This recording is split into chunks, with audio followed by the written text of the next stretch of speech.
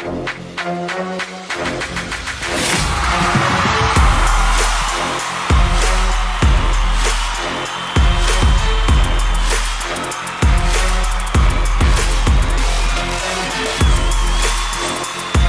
coming back that you didn't cut off. They don't want to break the cycle. They want you to stay in another cycle with them, so you can have someone to try to stay in control of, knowing they can't even control their own self. So how do people feel like they can control your life?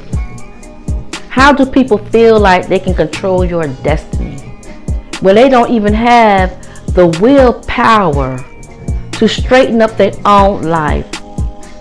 You know, a long time ago, I used to listen at great preachers, great evangelists, great prophets, prophetess.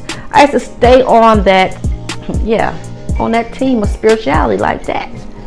And not just realizing that I was spiritual gifted, but also just listening to everyone else tell their side of the story. Not realizing we all have a story, testimony time. But realizing we all have a story to tell. So when I stepped out of that religious box, I didn't give my spiritual gifts away to the world. I didn't throw my pearls to the swines, my gift, and say, you can have them. But just like I watch other people tell their story, a lot of people was trying to tell us how to live, how to have a spiritual life, how to ask for blessings, how to be healed. So a lot of things people said, it was good, it was positive. But I look at these people, because a lot of people we listen to, they only gave us half of a story. They didn't give us the whole story. So some things they should have said, they didn't say, because they had their own problems. So a lot of times people giving you information, they have spiritual demons, which is alcohol abuse, drug abuse, sex addictions. They have trauma, anger management problems. And a lot of times when we look at these people and we get in their energy and we filling up our mindset and our hearts with things and information that other people is giving us. And then when we receiving this, we receiving their karma. Oh Lord, pray for me. We are receiving karma off of people's teaching that was wrong. They was wrong. And when we have to go back, I'm doing a throwback, right? Retrograde season. On why did I go through that? Why did I have to suffer that?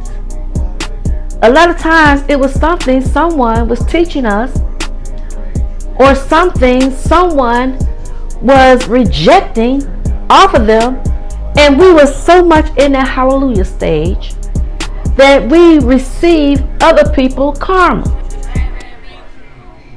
We receive other people's debts. We receive other people's karma that was not ours.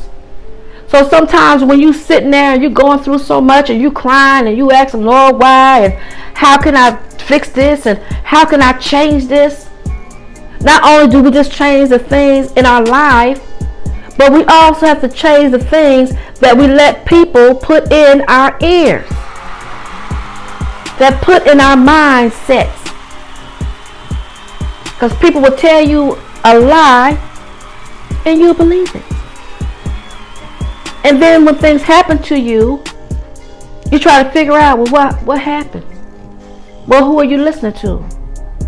So that's why sometimes, you know, if a person is dressed up with a 3-piece suit, or if they even got like a one vest, how they dress, it don't matter. People can dress things up and be the worst person in the world. People come to you in sheep clothing. And we always think that people that come to you in sheep clothing is someone that looks a certain way. A person can be a sheep clothing and have on regular clothes. A sheep clothing is the spirit.